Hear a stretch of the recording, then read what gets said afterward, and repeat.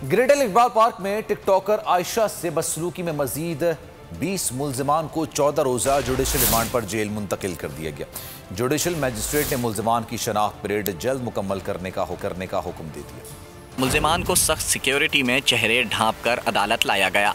Judicial magistrate ने मुल्जिमान की शनाख्त परेड जल्द मुकम्मल करने का हुक्म दे दिया। वाक़े में शनाख्त परेड के लिए भिजवाए गए मुल्जिमान की तादाद 90 हो गई। आयशा अकरम केस में 130 अफराद को हम गिरफ्तार कर चुके हैं। शनाख्त परेड के बाद जुर्म साबित होगा। DIG इन्वेस्टिगेशन शारिक जमाल कहते हैं कि हमले के वक्त खातून से 300 से 400 अफराद ने हमला नहीं किया। हमलावर जत्थे की सूरत में थे। नादरा को भेजी गई 30 फुटेजेस और तस्वीर से बहुत मदद मिली है। मीनार पाकिस्तान हिरासगी केस एक और पुलिस अफसर की नौकरी निकल गया। DIG साजिद कियानी को मुअत्तल करके सुहेल चौधरी को तैनात कर दिया गया। सुहेल चौधरी की जगह इमरान महमूद को RPO फैसलाबाद तैनात किया गया।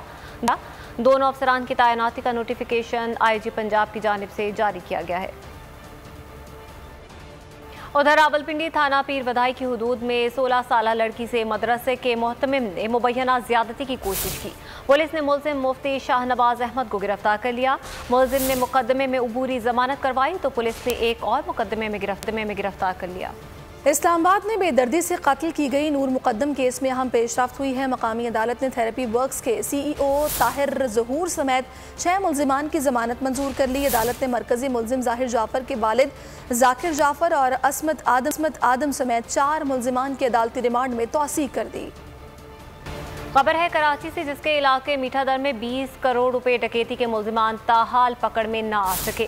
पुलिस ने मुल्जिमान के बहनोई और उसके भाई को हिरासत में ले लिया। मुल्जिमान बहनोई की हाई रूफ में कैश लेकर आए थे। कराची के इलाके MA जिना रोड पर भी बड़ी वारदात हो गई। 5 दुकानों और एक गोदाम के ताले तोड़कर 20 लाख रुपए लूट लिए गए।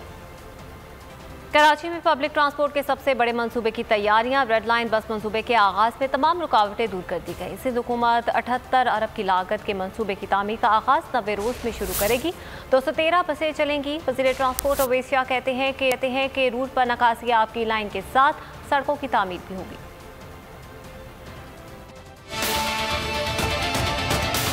आरामदेह ट्रांसपोर्ट सिस्टम की जानिब एक और कदम। कराची में 15 साल बाद पब्लिक ट्रांसपोर्ट के सबसे बड़े मंसूबे की तैयारी। सिंध हुकूमत ने रेड लाइन मंसूबे के आगाज में तमाम रुकावटें दूर कर दी। तामीराती काम के मुआहदे पर ट्रांस कराची और कंस्ट्रक्शन फर्म के नुमाइंदे ने दस्तखत कर दिए। 78 अरब रुपए की लागत के रेड लाइन मंसूबे की तामीर का आगाज 90 रोज में शुरू होगा। सूबाई वजीर ट्रांसपोर्ट के मुताबिक 26 किलोमीटर तवील रेड लाइन BRT में 24 स्टेशन होंगे। 213 बसें चलेंगी।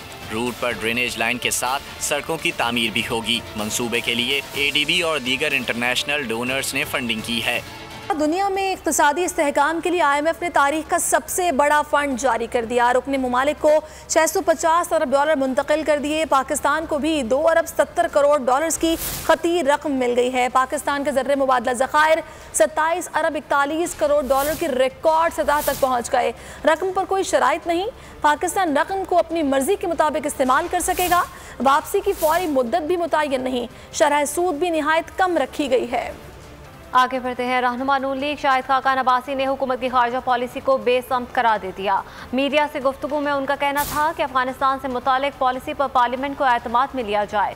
नैब पर तनकीद करते हुए उन्होंने कहा कि एहतसाब का इदारा सिर्फ अपोजिशन को दबाने में मसरूफ है। वोट को इज्जत ना दी गई तो पाकिस्तान तरक्की नहीं कर सकता। खारजा पॉलिसी है क्या, पहले ये तो पता चले कि अफगानिस्तान को जो मसला है इसके फैसले बंद कमरों में नहीं होने चाहिए। गैर मुतनाज़ा मुत्तफ़िका अफगानिस्तान के बारे में पाकिस्तान की पॉलिसी पार्लियामेंट की जॉइंट सिटिंग में तय की जाए। जब नैब एक सियासत खेलने का इदारा बन जाएगा, जब नैब अपोजिशन को दबाने का इदारा होगा, जिसके अंदर चेयरमैन भी मुलव्वस हो, इदारे के अफसरान भी मुलव्वस हों, जो खुद कहते हैं कि यार हमें पता है केसों में कुछ नहीं लेकिन हम मजबूर हैं, तो फिर वहाँ पर कौन सा इंसाफ रह जाता है। सुनामी की जो नहुसत इस मुल्क पर मुसल्लत की गई थी, उस नहुसत ने पाकिस्तान का और पाकिस्तानियों का बहुत बड़ा नुकसान किया। पहले सियासत पर पाबंदियां थीं, अब सहाफत पर भी पाबंदियां आयद की गई। वज़ीर दाखिला शेख रशीद अहमद का कहना है कि अपोजिशन ठुस हो चुकी है। 3 साल से जलसे करके उन्हें कुछ नहीं मिला। मौलाना फजल रहमान की सियासत में कुछ नहीं बचा। अफगान सूरत हाल की वजह से शायद मौलाना की सियासत बेहतर हो जाए। शेख रशीद ने कहा कि शहबाज शरीफ की बैरून मुल्क जाने की इजाज़त के लिए दरख्वास्त देने का वक्त खत्म हो चुका। अपोजिशन की सवाए फजल रहमान की शायद सियासत जो है अफगानिस्तान काबुल की वजह से बेहतर हो जाए। बाकी अपोजिशन ठुस है। अपोजिशन कोविड-19 में जलसा करके देख ले। 3 साल से ये जलसा कर रहे हैं, कोई नतीजा नहीं निकला। हमसे मरियम नवाज ने कोई इजाज़त ही नहीं मांगी। अगर हमसे वो इजाज़त मांगती तो आप यकीन रखें मैं कैबिनेट में ज़रूर भेजता। शहबाज शरीफ की जो दरख्वास्त एप्लीकेशन का टाइम था वो गुजर चुका है, सो इसलिए अब यही हैं दोनों। साबिक सदर आसिफ अली जरदारी के खिलाफ न्यूयॉर्क प्रॉपर्टी केस की समाअत कल सुप्रीम कोर्ट में होगी। साबिक सदर ने हाजिर से इस्तिस्ना की दरख्वास्त दे दी। कराची में एहतसाब अदालत ने रहनुमा पीपल्स पार्टी शर्जील मेमन के खिलाफ आमदन से ज़ायद असासों के रेफरेंस में फर्द जुर्म एक बार फिर मौखिर कर दी।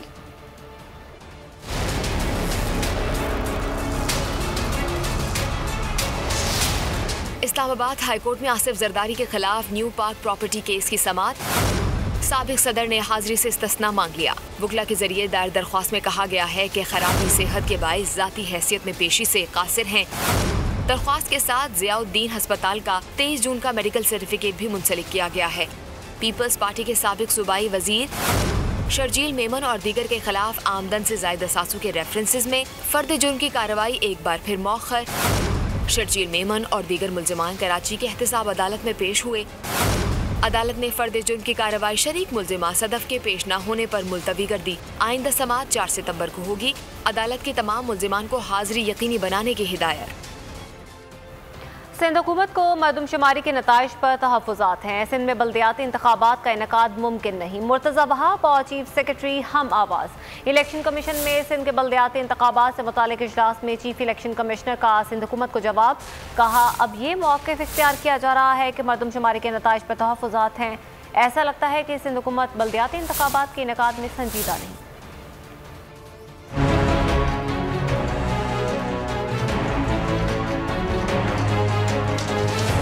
इलेक्शन कमीशन में सिंध के बल्दियाती इंतखाबात के हवाले से इजलास। वज़ीर आला सिंध के मुशीर मुर्तज़ा वहाब, चीफ सेक्रेटरी सिंध और सेक्रेटरी लोकल गवर्नमेंट की शिरकत। सेक्रेटरी इलेक्शन कमीशन ने इजलास में कहा कि सिंध में बल्दियाती इदारों की मियाद 30 अगस्त 2020 को खत्म हो चुकी। इलेक्शन कमीशन आइन और कानून के मुताबिक 120 दिन के अंदर इलेक्शन करवाने का पाबंद है और इस हवाले से तैयारियां मुकम्मल हो चुकी हैं। सिंध हुकूमत लोकल कौंसलों की तादाद, नक्शा जात और दीगर ज़रूरी डेटा फराहम करे।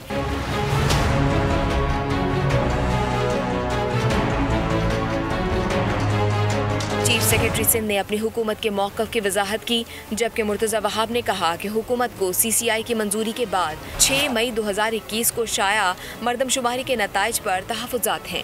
अपील पर फैसले तक सिंध में बल्दियाती इंतखाबात का इनेकाद मुमकिन नहीं।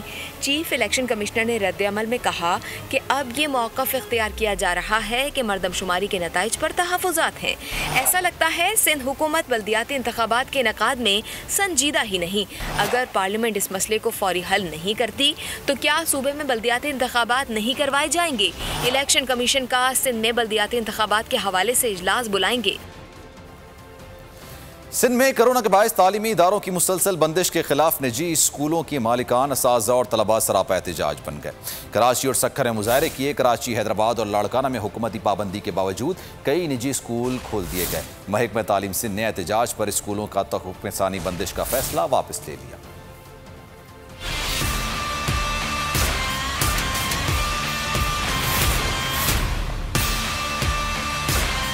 कोरोना के बायस स्कूलों की मुसलसल बंदिश नामंजूर। सिंध में निजी स्कूल मालिकान, असातिज़ा और तलबा सरापा एहतजाज। कराची में निजी स्कूलों ने सड़कों पर क्लासें लगा ली। KDA चौरंगी पर मुजाहिरे, नारेबाजी।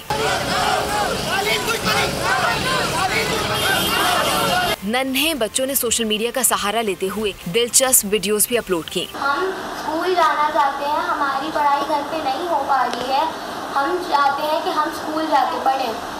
प्लीज़ हमें कल से स्कूल खोल के हमारी पढ़ाई नहीं हो पा रही है। सक्खर में भी स्कूलों की बंदिश के खिलाफ एहतजाज। बच्चे किताबों पर जंजीरें और ताले डाल कर